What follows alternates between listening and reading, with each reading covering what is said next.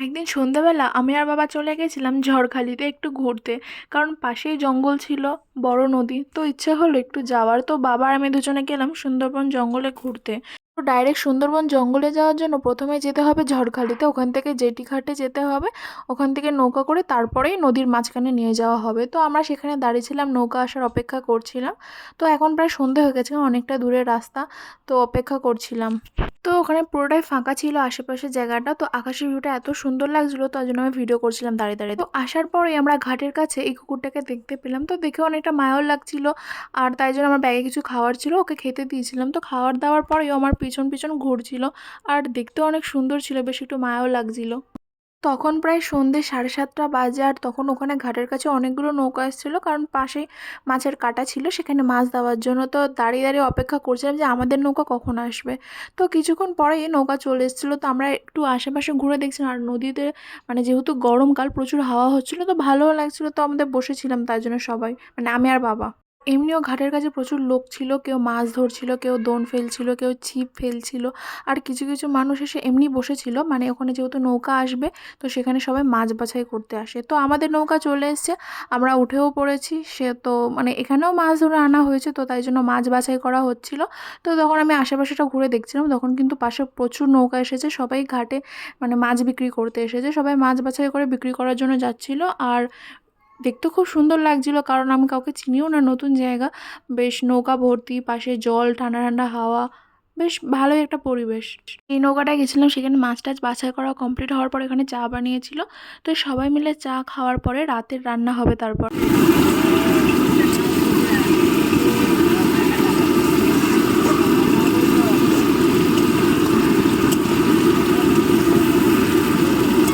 তেল ছেড়ে দেবে এখন, জল দেবে। বোটে রান্না করা শুরু করে দিয়েছে, আর এখানে মাছ ভাজা তুলছিল, এটা শুধু খাওয়ার জন্য। তো সেখানে 4-5 জন মতন ছিলাম। তারপরে মাছ ভাজা হওয়ার পরে মাছ ভাজা খেয়ে নিয়েছিলাম। তারপর রান্না টান্না সব কিছু কমপ্লিট করে আমরা সবাই যাচ্ছিলাম নদীর মাঝখানে, কারণ সেখানে জাল ফেলা হবে আর ওখানে বসেই খাওয়া দাওয়া হবে। খাওয়া দাওয়া করার পরেই কিন্তু ওখানে জাল ফেলবে, তো যেখানে জাল ফেলবে সেখানেই এখন আমরা যাচ্ছিলাম। আর যেহেতু আশেপাশে প্রচুর অন্ধকার, কিছুই দেখা যাচ্ছিল না। তো আমরা মাঝ নদীতে আসার পর সবাই মিলে খেতে বসেছি। খাওয়া দাওয়া করার পরে সবাই যে যার মতো শুয়ে পড়েছিলাম। তারপর সকাল 6টা নাগাদ উঠে দেখি নদীতে প্রচুর ঢেউ শুরু হয়েছে, আর সবাই বসে আছে, কারণ জাল তোলার টাইমও হয়ে এসছে।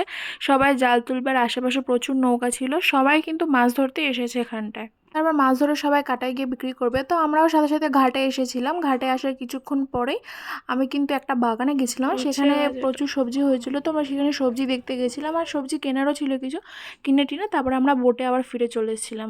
আর সকালের জলখাবারে ছিল চা আর গোলা রুটি। তো সেটা খেয়ে দিয়ে আমরা আবার নদীর মাঝখানে চলে যাব, আর একটু সাইডে যাব, গিয়ে ওখানে রান্নাবান্না হবে। তো চাটা খাওয়ার পরে আমরা পাড় থেকে একটা জঙ্গলের সাইডে চলে এসেছিলাম। আর এখানে কিন্তু গাছের শিকড়গুলো অনেক বড় বড় ছিল, আর খুব সুন্দর দেখতে লাগছিল। আশেপাশে অনেক জঙ্গল গাছপালা দেখার পরে মেশো কি করছো? বোটে কিন্তু দুপুরে খাওয়ার জন্য রান্না হচ্ছে।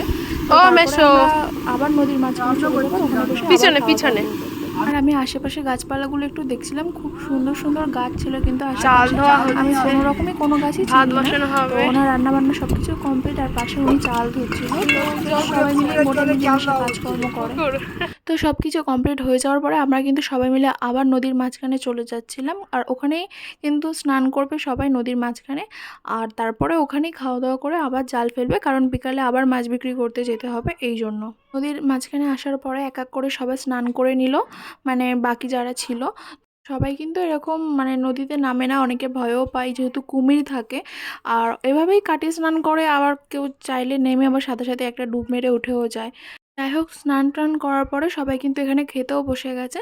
খাওয়া দাওয়া করে তারপরে আবার সবাই জাল ফেলবে। তো খাওয়া দাওয়া কমপ্লিট করার পরে সবাই কিন্তু 1 ঘন্টা রেস্ট নিয়ে নিয়েছে, তারপরে আবার উঠে জাল ফেলতে মানে জাল ফেলাও হয়ে গেছে। এই টাইমটা যেহেতু বোট ফাঁকা, সব জালই কিন্তু পাতা হয়ে গেছে। প্রায় 3টে নাগাদ বাজে, তো নদীতে প্রচুর ঢেউ শুরু হয়েছে। তারপরে 4টে 4:30-র দিকে জালটা তুলে আবার মাছের কাটাতে যাওয়া হবে।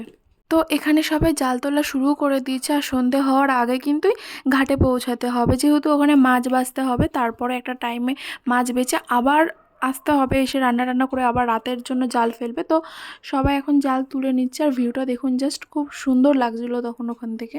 তো ওখানে আস্তে আস্তে সন্ধে হয়ে গেছিলো প্রায়, আবার মাছ বাছাই করে তারপরে আবার বিক্রি করে তারপরে আবার রাত রাতের জন্য রান্নাবান্না করবে। তো আজকের ভিডিওটা এই পর্যন্তই। দেখা হবে নেক্সট কোনো ব্লগে।